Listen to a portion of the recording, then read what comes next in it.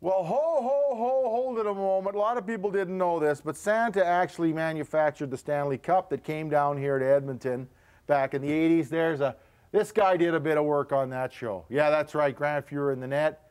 Good old days, Stanley Cups here in Edmonton. We're talking hockey, we're talking old time. Oh, sorry. Sorry, Betty. We're back with another question from Betty for Santa, because everybody wants to know all these things about Santa. Betty, what are you going to ask me this time? So, Santa, I'm a little concerned. I mean, up there in the North Pole, I mean, you're looking like you're a little...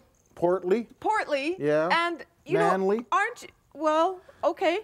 How do you... aren't you a little concerned about your health? I'm wondering, what do you eat up at the North Pole, and how do you stay fit? Yeah, good question. What do we eat at the North Pole? Because, you know, up at the North Pole, it's pretty cold and frozen up there. Yeah. Now, you get tired of the TV dinners.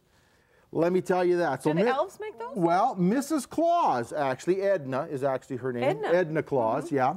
Well, she came up with a recipe a couple years ago. Now, I was of twice the size last year, okay?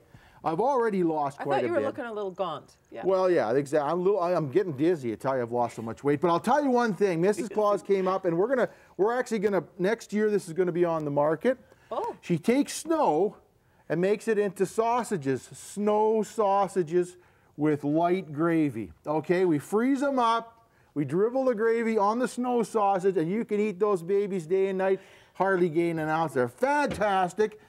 Just stick them in the freezer, they're great. So look for them, Santa's and Edna, well, actually we're gonna call them Edna Claus snow sausages, available next year. But let's not talk about that. Let's talk other things, because you know, I said Santa doesn't make everything, and stuff we made years ago sometimes ends up here, and I'm looking at all these sports collectibles thinking, hey, you know, maybe that'd be a cool gift. Look, we got old-time hockey, guys with no helmets, and all sorts of cards, and boxing gloves. Yeah, well, a lot of the stuff, Santa, that, you know, the elves might have made, they show up again here, but now they've been signed by some of the famous players. Of course, I gave the gift, and then they sign them, and then they try to make a ton of money after it.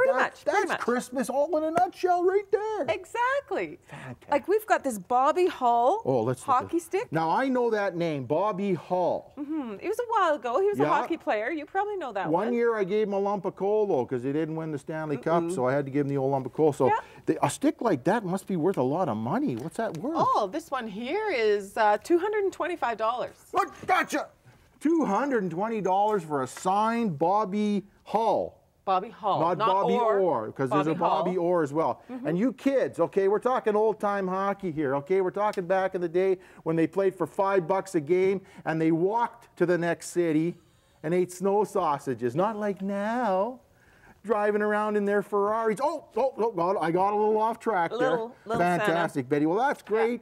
You know, speaking of sports, there's a great place here in Edmonton, Bobdale Gloves. And I know a lot of times Santa, when he's driving the reindeer, I use some of those Bobdale gloves. That's right. Awesome. And they got the sports coming up, and then we're going to be back with more questions for Santa. Oh, boy. I've got a list. You do. Oprah wanted me this year. Really? But I came here and She's coming to Edmonton. Well, I heard that, yeah.